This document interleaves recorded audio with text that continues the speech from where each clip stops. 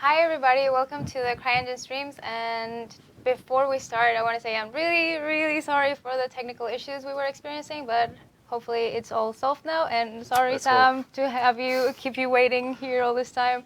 So thank you so much for joining us. Today we have a Sandbox dedicated stream with Samuel Kahn. He is the lead engineer for the Sandbox team, and he graciously joined today to talk about their vision, what they're doing, why they're doing it, and maybe some of the things that you can expect in the future. So, hi Sam, tell us Hello, a bit Angela. more about yourself, please.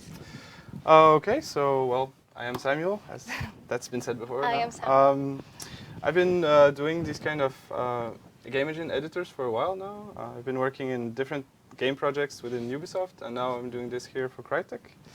And I'm really excited to be working on the CRYENGINE and to be able to show what we've been working on now for the past months since we released the CRYENGINE 5. So we've been really working hard on this new vision of the editor, this sort of foundations to build our new user experience. So I'm really excited to be here talking to the community today because we've been waiting for this for a long time. Yeah, I mean, I know you guys had been working quietly for months about this, and like the new UI was one of the features that we were keeping, hush hush for months, and it's really exciting to actually see it out there, see it live, people actually using it. So I think it's really cool that one of our first CRYENGINE streams is about the Sandbox. Like, what happens when you open the editor? It's there. It's the first thing you see. So. Exactly, like it's the face of the CRYENGINE, and that's also why we had to get it to a really good quality level before we could release it. And what I really would like to mention, and I think we even mentioned that during the release, is that the reason why we're leaving the old editor, next to the new editor, is so that we can keep improving the new one. We know that it's, not final and not perfect, but it shows a new face, it shows a new intent in the user experience of the CRYENGINE, and we're going to be, collecting feedback and improving it with our own ideas as well, and hopefully reaching a point where it's so much better that we can, stop releasing the old editor. And that's also why it's great to be here with the community today and Awesome. See what they have to say about this and see what sort of interesting feedback we can get from them. So you're talking about all the things that you have planned for the future, and we're going to go ahead to that in a bit. But talk to us about some of the decisions behind what people can see today, like the modern interface and some of the tools that you want to that you have improved so far. Yes, so basically we wanted to show this for the CRYENGINE 5 release. So we focused on all the main tools of the CRYENGINE, which are usually the tools that you would use to create a level, so level design, basically oriented tools. And the reason why we made this transition from the old editor to this new one is that there are so many things that we want to improve in the user experience to sort of reach a more modern design, that we felt it was even better to start from clear, sane foundations to be able to build, a better user experience, and then after that, being able to build really advanced features on top of this.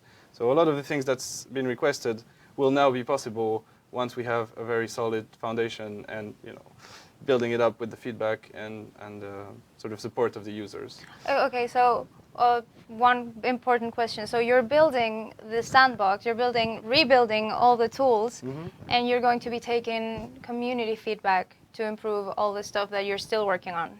Exactly, like community feedback, people that are already developing games with CRYENGINE that have a lot of feedback for us, and even inside Crytek, we have a lot of artists here that are really excited to be giving feedback to us after they've also made the transition, right? Yeah, I mean, it actually does make sense. If I am building a game, if I am a user, I would like to give you pointers to how I use it. What's my pipeline and how my workflows are, could improve if you fixed some of those things. Exactly, and we're going to be listening. We're going to be, very, very attentive to the community feedback. At the same time, we have a lot of plans. We have a lot of exciting things that are already, in the pipeline to be developed and to be added there. And so what we're showing now is really trying to show the intent that we have with this. That's why I said we're focusing on the level design tools. So all the things we've been really polishing are really the first things that you see when you open the editor, right? And so currently that would be the most valuable feedback would be about level design, because these are the kind of things we've sort of already improved. Okay. And all the new tools are, or all the tools that's been, upgraded and converted, are the tools that are relating to this. So that's why we've upgraded all of the mainframe tools, and then the terrain editor, the vegetation editor, the placement tools, all of the tools that you would be commonly using when doing level design, right? So these are the ones that we are really, I guess we can say that we're proud of that result. But at the same time, I really want to stress out that it's not because we've changed something that it will stay as it is. We're very aware that things should never be final, and we should always iterate upon things. So I really want to reassure people that may be afraid that now that we've changed something, it will stay as it is. That's really not the intent, and I'm hoping that we can always deliver iterations on existing tools and features that are necessary alongside new features. So I want to bring a good balance between that, bug fixes, iterations on existing things, workflow improvements, even small things, and then also new features, powerful tools that are being requested. Right? Yeah, exactly. The release of CRYENGINE 5 was not just like, okay, here you have it, it's done. Of course, it's not like that. We're continuously developing, continuously listening to the community. That's why we have Answer Hub, and that's why we have the forums and Twitter and Facebook. And if you have any ideas, if you have anything you'd like to see, absolutely let us know. We're listening. Absolutely, absolutely. I mean, it's really, we're trying to show an intent. We're trying to show you that we are really focusing our strategy on user experience. And obviously, this is only a first step. So I really want to reassure people, because I've been personally used to that as well in the past, where, with different products, even with games, and you're waiting for a patch and it never happens. This is really not what we're trying to do here. We want to be more transparent, more communicative, and bringing, updates more often to make sure that issues are being addressed, and you get new cool features. Exactly, to play and with. that you actually see that your feedback was taken into account, that you can actually see what we're working on, and oh, look, this was something that helps me. Okay, so exactly. I'm really happy that this is like our new direction. It's awesome. So you have mentioned before, outside of the stream, you have mentioned that there are some core design pillars that basically inspire you and motivate you to like how the sandbox should be, and these are intuitiveness, consistency, and powerful, fast iteration. Can you tell us a bit more about that? Yes, so as I said, we are really trying to redesign the user experience from the ground up, and to bring in modern user experience principles into this. And I think one of the really important things is intuitiveness. That means that when I open the software, I need to be able to figure out how to do the things that I'm trying to do without necessarily going and reading, technical documentation or watching tutorials. These are all great, but it would be even better if you can just figure it out on your own. And I guess the thing that happens is that you have all of these softwares that you're using, and so you are sort of, you get into a certain thought process, because a lot of the software that is out there follows certain design principles. And the CRYENGINE Sandbox had been the same for a long time, so we needed to update the CRYENGINE Sandbox to follow also common design principles that you will find in other software, so that the people of today... Consistency. Yeah, consistency will be a different thing. Okay. I'll get there, but this is more intuitiveness to get in there. So the people today that are using the tools that are available today are used to a certain user experience, and when they move to the sandbox, they will find it a lot more familiar, I guess. Familiar is the word. Okay. They will find it a lot more familiar. So that is one thing. I mean, the old CRYENGINE Sandbox would have been something that was very similar to previous versions of 3ds Max. If you had worked with 3ds Max a lot, it would be very easy to make the jump to Sandbox, which was a very good thing at the time. And today we're seeing that people are using many different tools, and that's also an axis we're developing, so that the Sandbox is more open. It's not necessarily tied to 3ds Max anymore, and that's kind of the same thing that we're doing with the user experience. So we want to make it intuitive for people from different backgrounds and everything. Now, consistency would be a little bit different. Consistency means that if I open different parts of the sandbox, I still find familiar elements in the interface that I already know. So, for example, if you see our terrain editor and our vegetation editor now, they are very similar in look and feel. meaning that if you have learned one of these tools and you now switch to the other one, let's say you've made your terrain, you want to start placing vegetation, which would be typically how you go at it. You can try it the opposite way, but you know, I don't know how that will work out. Maybe it's not always the best way. Not ideal. Then you wouldn't be so scared because it's not a new tool. There's not a really big learning curve, and you see a lot of familiar UI elements and mechanics that you have already learned. So we're trying to make it easy to, once you've gotten in the sandbox, to sort of branch out and learn all the various tools, because it's a very, very complex software. So that would be the consistency part, where I really want all the things to reuse the same components and induce really familiarity in the interface. Okay. And yeah, one of the last focus for us was really fast iteration. I want, every time you iterate on something, you're making it better, and I think that's really the key to making quality in a game or in whatever project you're developing with this.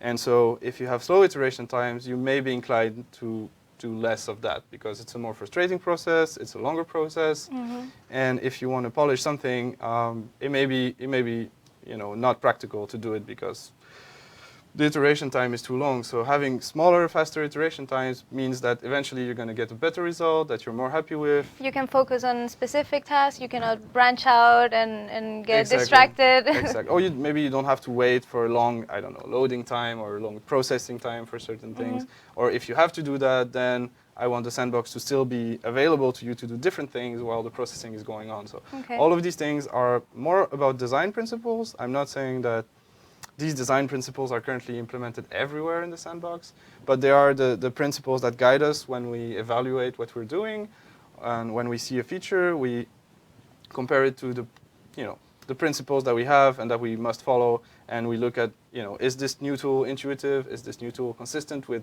the rest of the ecosystem of the sandbox? And is this new tool fulfilling the requirements really we have for the workflow? So is it fast to iterate? Is it enabling the artist, the designer, to do what he wants? Is it, giving enough freedom to the artist? Okay, and talking about freedom to the artist, I know that for CRYENGINE 5, we are advertising the sandbox as customizable. Can you tell us a bit more about customization and how, not everything should derive from the standards as much? Absolutely, absolutely. And this is also a part of the same thing.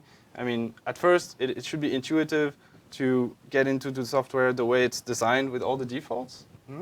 But of course, as you become a better user and more familiar, you're more familiar and you want to do different things in a different way, you need to be able to fine-tune all of these things to your own personal workflow, and that goes down to each and every single person using this thing. So we were really focusing on customization, but also we have another concept, which is adaptability. If we can make it, it means that the sandbox will know your choices and remember them. For example, if there are things that you like properties that you edit more often, they may be bumped up in the list, so you're higher up. Yeah, exactly. So you have easier access to them. I think right now in the inspector, where you see all the properties, when you select an object, it will remember if you've collapsed certain categories, and maybe you've collapsed them because you had no use for them or something like that. So we're trying to make customization, implicit or invisible, but at the same time we have a lot of things that you can also customize yourself explicitly. And it goes at different levels. I think the first level would be all the layouts, where you put your windows. We've tried to make this a lot more modular.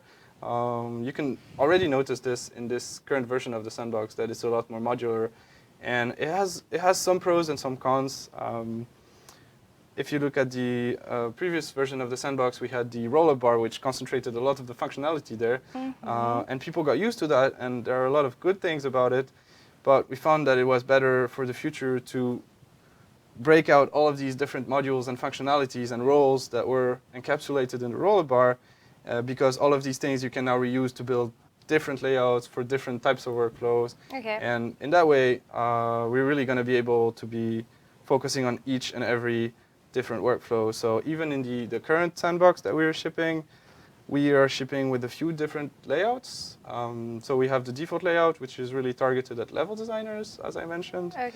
But we also have a layout that's targeted for cinematic designers and they work with completely different things, right? So you don't want to clutter their interface with things that they're not interested in, and at the same time you want to make it more familiar to them because they come again from a different background, they're used to different softwares, so you want to be intuitive for so many different people. It's really complicated to do this. Yeah. And how would you actually do this in the sandbox?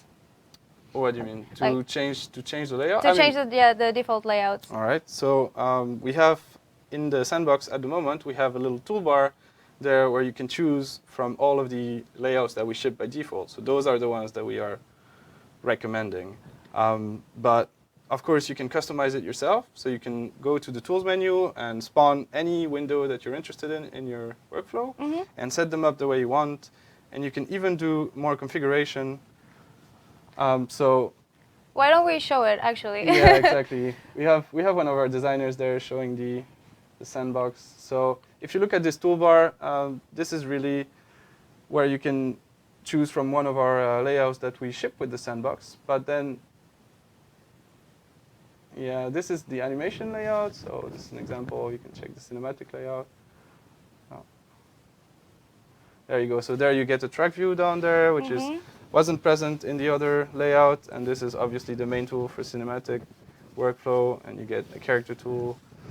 So, you know, we're really trying to cater to that. And we actually want to expand to this. We want to ship more layouts. And we want to give examples really to the people. A lot of the people don't know that they can customize their interface. Yeah, exactly. That's why I wanted to, you know, present this so that everybody could see it.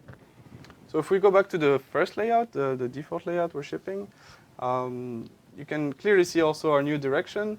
We're trying to separate two different notions here. We have the viewport in the center, but we're trying to separate the notion of creating things from the left side. We have the create object, where this is where you're going to explore the different things you can put in your level.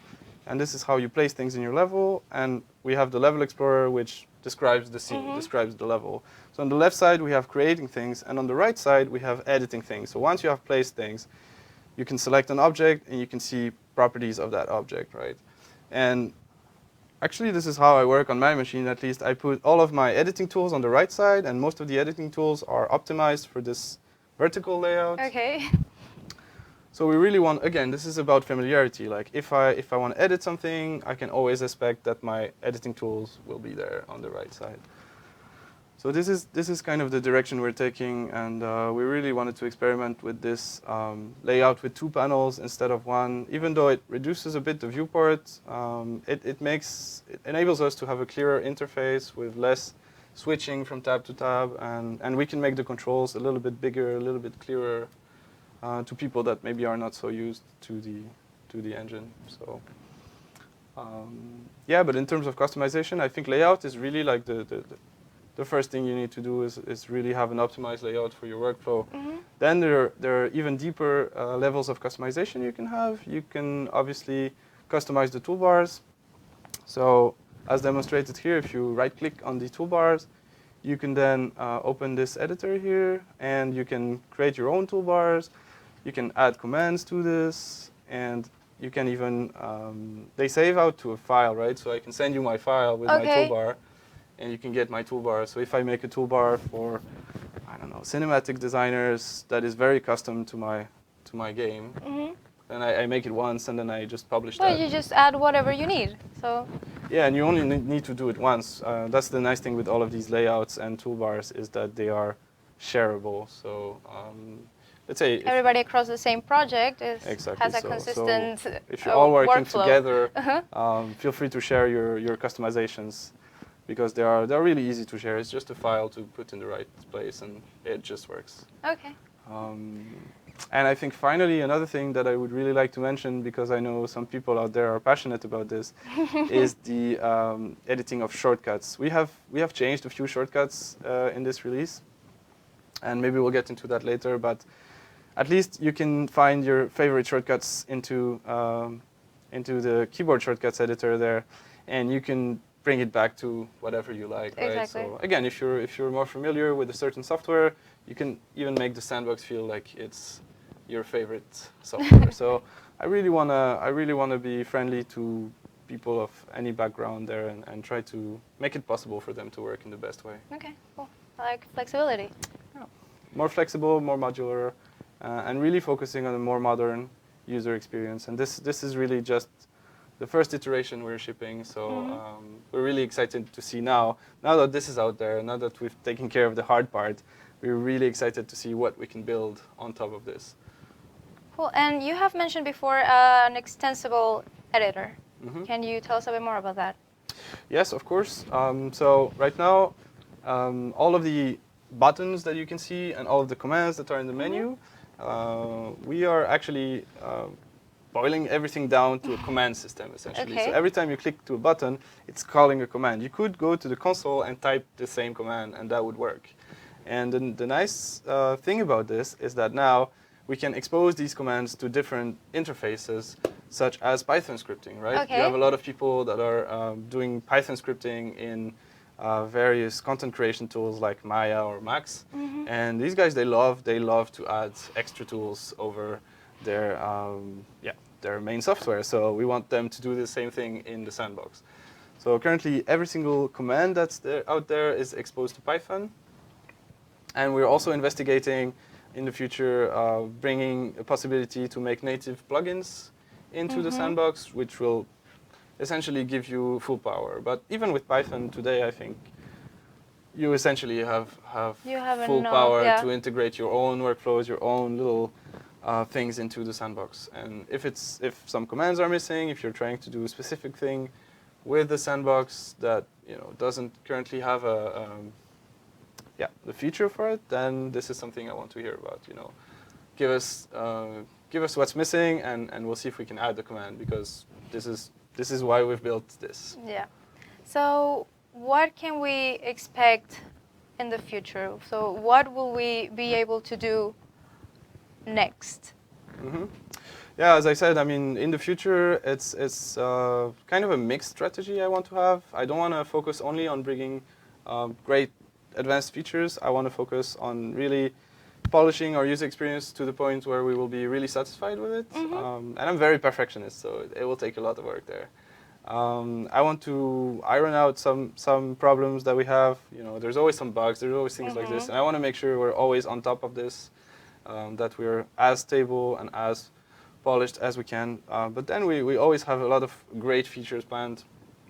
And I think, I mean, if I look at the community feedback that I've read so far, and even internal sort of discussions, I think that a lot of the push will have to be on the asset workflow and the way we are, importing and dealing with assets, and how that integrates with the sandbox. So I think a lot of the exciting things that I'm going to be pushing are going to be related to that. So you should see improvements in that area, and in many different aspects that I mean, one of the big community requested features was the FBX importer, and that's something that you're going to continue improving. Exactly. So we have actually first iteration of the FBX importer. So we can demonstrate this actually. We have this little rubber ducky in Blender now. And I know that Blender support has been a big community feature. So we made this quick demo for this stream specifically. So we're going to show you that you can now export a rubber ducky from Blender to a FBX file. And so, as I mentioned with CRYENGINE 5, we now have the FBX importer. So you can import geometry there. And I think that's a very exciting feature. That's really showing that we are listening to the community, and that we're going to be adding more in the future. So. Can you tell me a bit also about some of the old tools that we'll be converting? Yes, we'll be essentially looking at a full conversion. Okay. So any tool that is in the sandbox currently, still an old tool, will be converted at some point in time. But of course we have to take that with certain priorities, because right now things are working for the most part, and certain tools are being less used, or certain tools are being phased out in favor of other things. So obviously, if there is a big plan to replace a certain system, we're not going to focus on upgrading the tool quite yet. So this is exactly why I focused on the major tools that we have, such as the terrain or vegetation or level editing. These guys are always going to stay here. yeah, so as you can see, he's been able to import the rubber duck. This has been actually quite fast. We didn't have time to talk over it.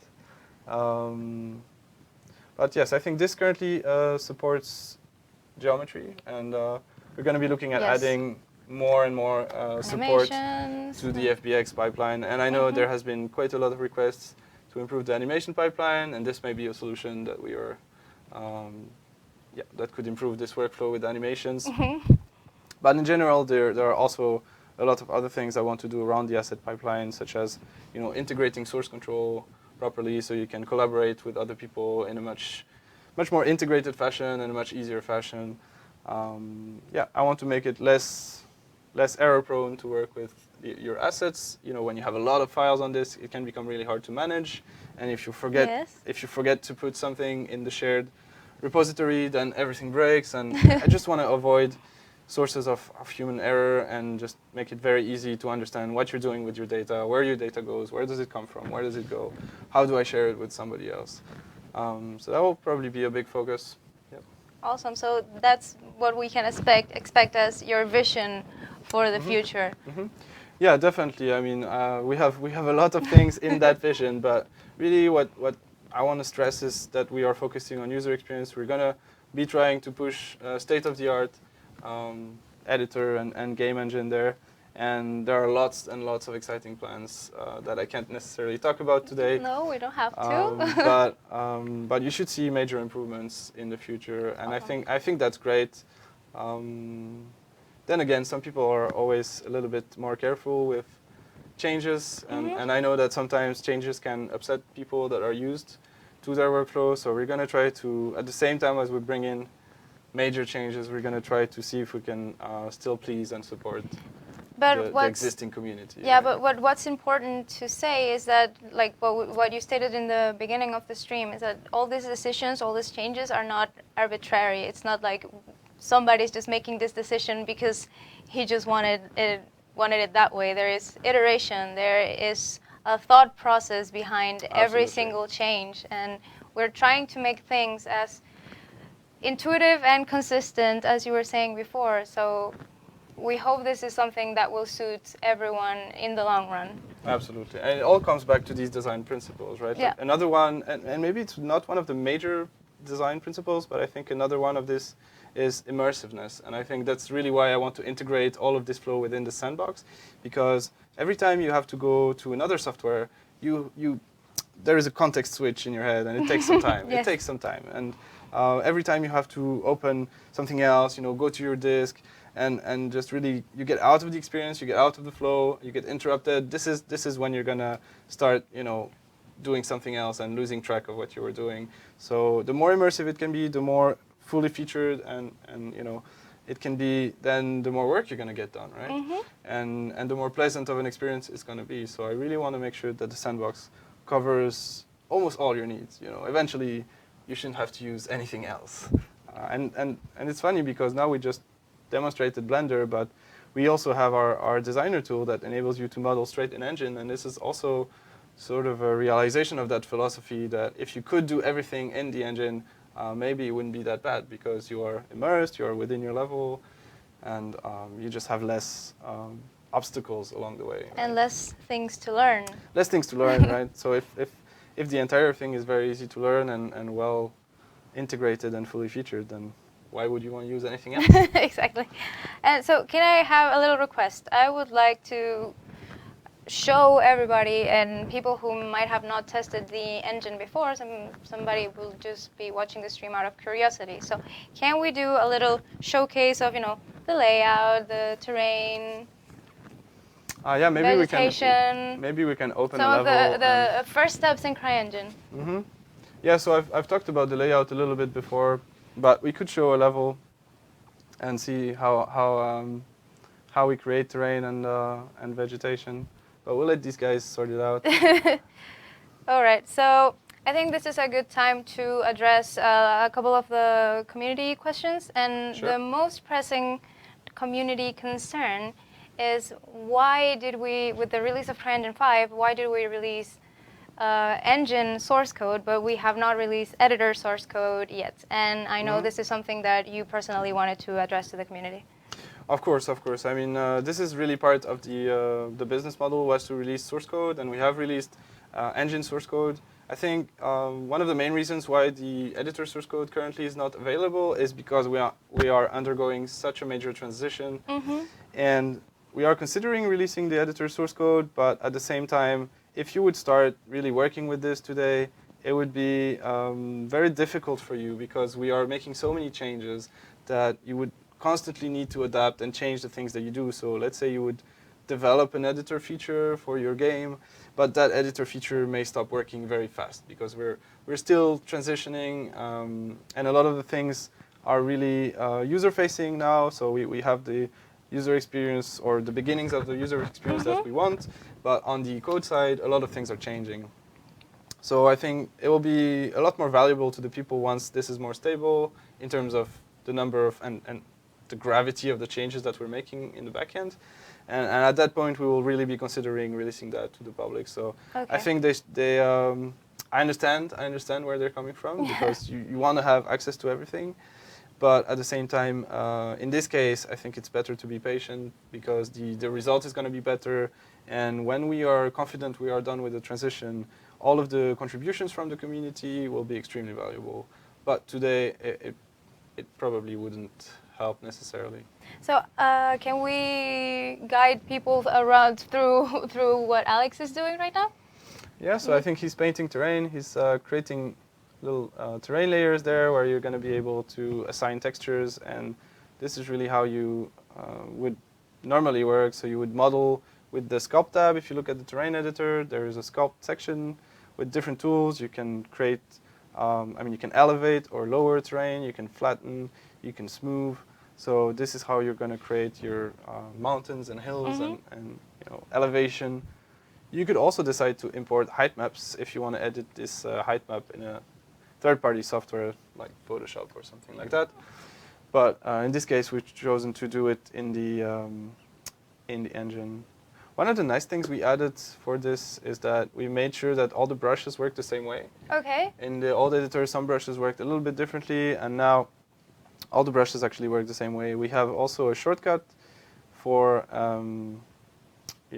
changing the radius of the brush. Okay. So if you hold the Alt key and you can drag with the left click, then you will change the range of the brush, which is a lot faster because again it's immersiveness. You don't have to go and click on the right side and change that.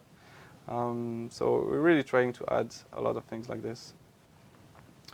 Yeah, so painting some terrain. Oh, sorry. I have one question from the community that's probably relevant to what we were talking about before of the FBX. So what's the current plan for the asset pipeline? Is FBX still the way to go? And what will happen to the Cry exporters?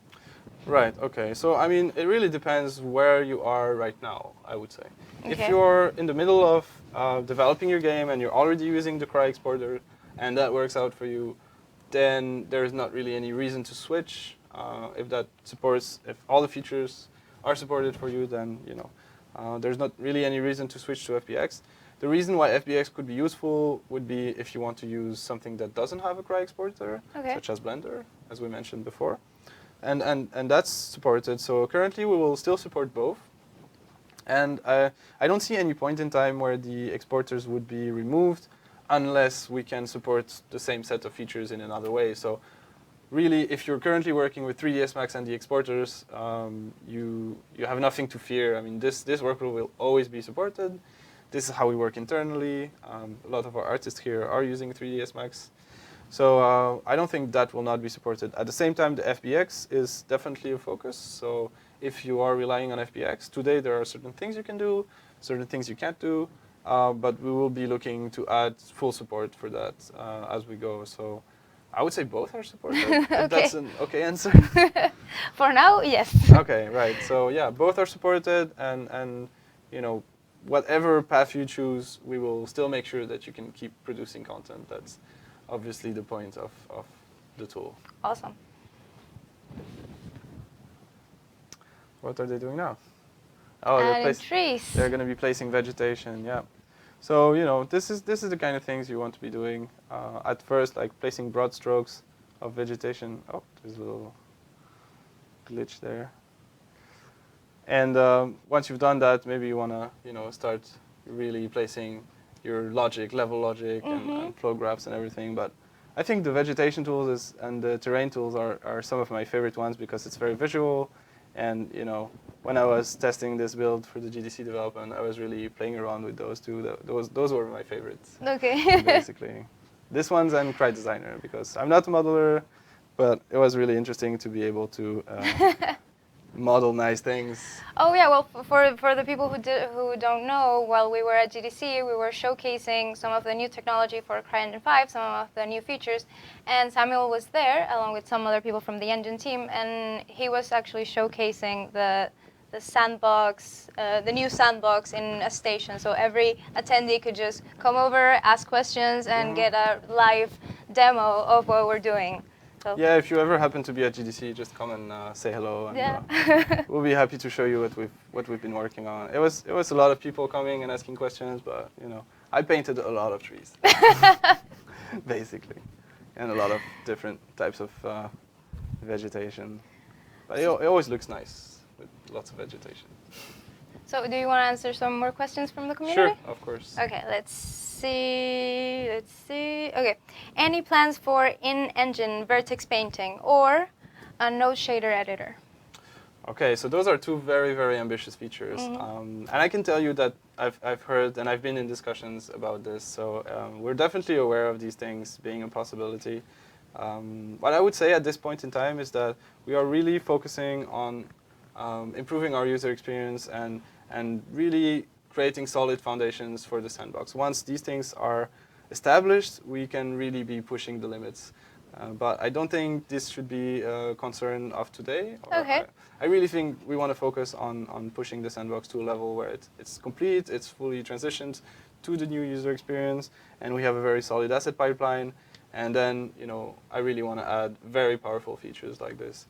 So these will be ongoing discussions, I'm sure. Okay, cool. And I have another question from Dr. Nochi. They would like to know if it's possible to create a level without terrain or ocean in the beginning. Okay, I think you can do that. Maybe you can try, Alex, if you can try create a new level. And this is live testing. And here in the height map resolution, you can just select nothing. And this will disable the terrain, yes? All right, and now that's it. You can create a space level. I think you also have to disable ocean. Disable ocean, yeah. Ta-da! Yes, you can, Dr. Nochi. So yeah, I think onto that note, I really want to improve the map creation workflow.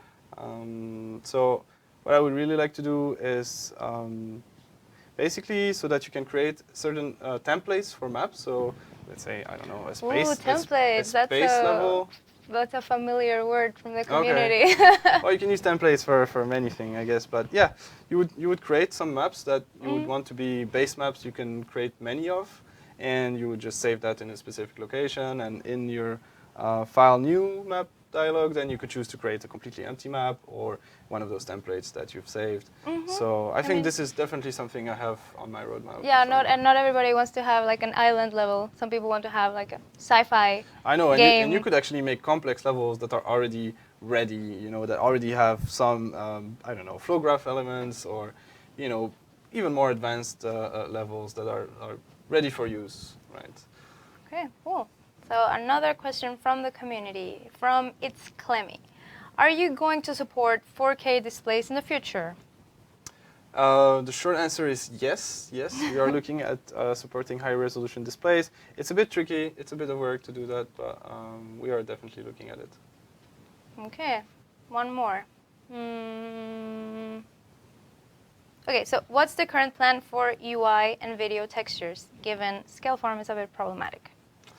Yeah, okay, so this is a bit of a more complex thing because in-game UI is a very, very large topic. And currently the Scaleform support that we have is a bit in danger considering Scaleform has been discontinued or isn't really actively supported. So I think we're going to be looking at solutions there, but I can't really go into details.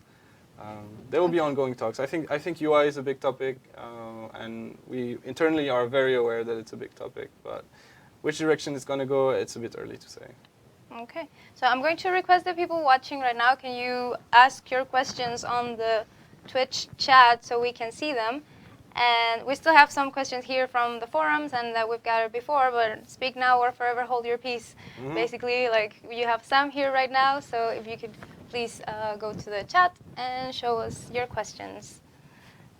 Okay, one more, Sam. Or is there anything else you would like to mention?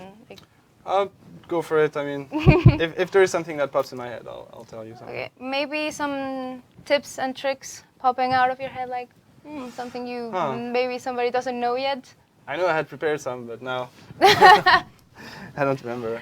Okay, maybe something about the active tool reminder for the viewport. Yes, that is what I prepared. Okay, that's a really small addition we made at the last minute that I found was very interesting. But when I used it, when I was prototyping it and just having fun with it, I found that I often got myself stuck in a certain mode. Like let's say you will click painting terrain, and you will be in the painting terrain mode, and then you go do something else. You grab a coffee, maybe you come back, and you don't remember that you were in the painting terrain mode, and now you're really confused. So I wanted a place to be able to see at all times if I'm in a certain mode or state. So we have that now. If you look at the top of your viewport, any kind of tool that you're in, it will mention exactly what kind of mode you're in, and you even have a little X to exit that mode, or you can press escape. Oh, nice. Which always That's works. pretty neat. Yeah. So, question from the community: any plans on updating terrain textures workflow? Yes, in general, that's kind of what I wanted to mention with the strategy. The terrain editor that we have right now is a slight improvement, but is also essentially a one-to-one conversion from the old one. And that by no means means we are done with it. So we will do another pass on terrain workflow in general, including these issues, including a lot of other issues we've identified. And we will deliver another iteration on that, and then we'll get feedback again, and if necessary, we'll make another iteration on this. Okay. So this is really what I wanted to stress out, that none of these things are locked. I know that it's been a long time since many of these tools were updated, but this is really the clear message that we would like to send, is that we are really trying to have active development on the sandbox, and every tool and every aspect of the sandbox will be covered. Cool. Awesome. Yes, it's iteration and trial and error. We try again. Hopefully not too much error. Well, yeah, trial. Okay, more questions. Ta-ta-ta. Well, you actually already answered some of the questions I had pre-written, but it'd be good to, remind people who maybe are joining now. For example, do you plan to overhaul any tools beyond, just cosmetics? Like, are there any plans to Yes. reset the pipelines? Absolutely. Yeah. As we're talking about user experience, I mean, some things have been designed in a way that has worked, but to make these tools fit our user experience, it might need a complete redesign. So some parts will get a complete redesign, and some completely new modules are being planned and being worked on as we speak. So you should see both minor and major changes and iteration on pretty much everything. So yeah. So some people are also asking about bug fixes and how are you going to address this kinds of community feedback? Okay, so I mean, it's a bit difficult because we can never promise, this bug is going to get fixed tomorrow. That would be very difficult. We have so many different things to work on. But what I can promise you is that we are going to be listening, and we're going to be reading them, and we're going to be treating them seriously. And we're going to be prioritizing them along with the rest of the things that we have, including development, including other bugs. But if a bug is very annoying, if it's something that the community would like to stress out, if several people in the community are putting emphasis on a particular issue, then I see no problem for us looking at it in priority, right? So again, we really want to be listening everybody that's using the CRYENGINE and see what they have to say, and from that, we'll try to make the best call. Interesting. Are there any plans to support an engine retargeting? In engine retargeting for animations, I suppose.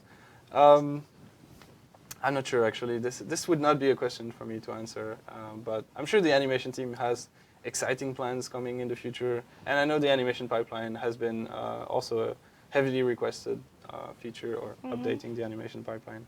But actually, I can't answer this question. And maybe that question from Twitch. Voxel Terrain. Will Voxel Terrain be returned? Currently, we don't have any plans to reinstate Voxel Terrain. I think this has been deprecated for a while, but if there is any clear application for it, or if there is a big request for it, maybe this could be put back on the table. At the same time, if we end up releasing source code for the editor, it might be something that the community can add as well and contribute back. This is kind of the nice thing with this business model. If there are features that are driven by a game that really needs this feature, then they can make it and they can, give it back to us, or distribute it back on the asset store or something like this. Whereas maybe we wouldn't make this feature if we didn't have like a pressing, urge to do this for a certain game. So in this particular case, I don't think that the voxel tools are coming back. Okay. At least in the near future. Yeah, not yet. So another question: what kind of workflow would you suggest for a dynamic time of day cycle? Like Svoggy doesn't really provide ideal specular, so what would you do in this case? No, I've heard some concerns about the time of day thing, especially with the probes that are made for a certain light setting. And I think the current workaround for this is to have a combination of the time of day environment settings, where you can store several presets and you can switch to different presets. So you could make like more dynamic thing than just one 24-hour cycle. You could have several of them and switch from one to the other. And I think what you want to be doing is activating or deactivating environment probes that are matching the light setting that you have. So it's a bit of a workaround. I also definitely want to iterate on the environment workflow. I mean, I could say this for every... Yeah, like you want to do everything. I sort of want to, keep iterating on everything. I think it's a good philosophy, though, because nothing ever gets left behind. And if there is a specific workflow that is a bit clunky, then we just go at it and make it better, right? That's the spirit. That's the new philosophy. If it's broken, go and try to fix it. Right, and try to deliver something that addresses these issues. So, but I think right now, to answer this question, a combination of time of day and flow graph is probably the way to go there. Okay, thank you. So unfortunately, our time is running out. So we would like to thank everybody who joined us today for watching the stream. This will be uploaded to YouTube tomorrow. And you will be able to see this again, share it, and if there was something that wasn't super clear, you can always come and ask us in the forums. We'll be there waiting. And thank you so much, Sam, for joining us. This was like super awesome. Oh, thank you, Angela. This was great. I'm looking forward to doing more streams and to also checking the forum threads and see if there is more questions maybe on the forum thread. I can answer them. So. And also thanks, Alex, for manning the computers while we were talking. Exactly. So thank you so much, everybody, for joining us. We hope to see you in a couple of weeks for our next development stream. Goodbye.